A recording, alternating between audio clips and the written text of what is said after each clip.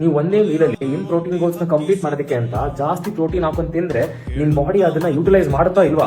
ಇದ್ರ ಬಗ್ಗೆ ವಿಡಿಯೋದಲ್ಲಿ ಫುಲ್ ಮಾತಾಡ್ತೀನಿ. ಅದಕ್ಕಿಂತ ಮುಂಚೆ ನಿಮ್ಗೆ ಏನಾದ್ರು ಡೈಲಿ ಕನ್ನಡದಲ್ಲಿ ಫಿಟ್ನೆಸ್ ಟಿಪ್ಸ್ ಮತ್ತೆ ಕಂಟೆಂಟ್ ಬೇಕು ಅಂತಂದ್ರೆ ನನ್ನ ಪೇಜ್ ನ ಫಾಲೋ ಮಾಡೋದನ್ನ ಮರಿಬೇಡಿ. ಉದಾಹರಣೆಗೆ ನಿಮ್ ಪ್ರೋಟೀನ್ ಗೋಲ್ಸ್ 100 ಇಲ್ಲ 120 ಗ್ರಾಮ್ಸ್ ಅಂತ ಇಟ್ಕೊಳ್ಳೋಣ. ನೀವು 120 ಗ್ರಾಮ್ಸ್ ಪ್ರೋಟೀನ್ ಕಂಪ್ಲೀಟ್ ಮಾಡಬೇಕು ಅಂತಂದ್ರೆ ಆಲ್ಮೋಸ್ಟ್ 400 ಗ್ರಾಮ್ ಚಿಕನ್ ಬ್ರೆಸ್ಟ್ ತಿನ್ಬೇಕು, ಇಲ್ಲ ಅಂತಂದ್ರೆ 20 ಹೋಲ್ ಎಗ್ಸ್ ತಿನ್ಬೇಕು. ಆನ್ಲೈನ್ ಅಲ್ಲಿ ಎಷ್ಟೊಂದು ಜನ ಬರೀ 30 ಗ್ರಾಮ್ 40 ಗ್ರಾಮ್ ಪ್ರೋಟೀನ್ ಅಷ್ಟೇ ಯೂಟಿಲೈಸ್ ಆಗೋದು ಒಂದ್ ಮೀಲಲ್ಲಿ ಅಂತ ಹೇಳ್ತಾರೆ. ಆದ್ರೆ ನ್ಯೂ ಸ್ಟಡಿ ಪ್ರಕಾರ ನೀವು ಎಷ್ಟು ಜಾಸ್ತಿ ಪ್ರೋಟೀನ್ ತಿಂತಿರೋ ಅಷ್ಟೇ ಜಾಸ್ತಿ ಪ್ರೋಟೀನ್ ಸಿಂಥಸಿಸ್ ಆಗುತ್ತೆ ನಿಮ್ ಬಾಡಿಲಿ. ಈ ತರ ಮಾಡೋದ್ರಿಂದ ಮ್ಯಾಜಿಕಲಿ ನಿಮ್ ಮಸಲ್ಸ್ ಏನು ಜಾಸ್ತಿ ಗ್ರೋ ಆಗ್ಬಿಡಲ್ಲ. ನಿಮ್ ಆಕ್ಟಿವಿಟಿ ಲೆವೆಲ್ಸ್ ಪ್ರಕಾರ ನಿಮ್ ಬಾಡಿ ಆ ಒಂದ್ ಮೀಲಲ್ಲಿ 100 ಗ್ರಾಮ್ ಪ್ರೋಟೀನ್ ನ ಯೂಟಿಲೈಸ್ ಮಾಡಕ್ ಆಗ್ಲಿಲ್ಲ ಅಂತಂದ್ರು ಥ್ರೂ ಔಟ್ ದ ಡೇ ಅದನ್ನ ಸಣ್ಣ ಸಣ್ಣ ಅಮೌಂಟ್ಸ್ ಅಲ್ಲಿ ಯೂಟಿಲೈಸ್ ಮಾಡುತ್ತೆ. ಆದ್ರೆ ಒಂದೇ ಸಲ ಇಷ್ಟೊಂದು ಪ್ರೋಟೀನ್ ತಿನ್ನೋದು ನಾರ್ಮಲ್ ಜನರಿಗೆ ತುಂಬಾ ಕಷ್ಟ.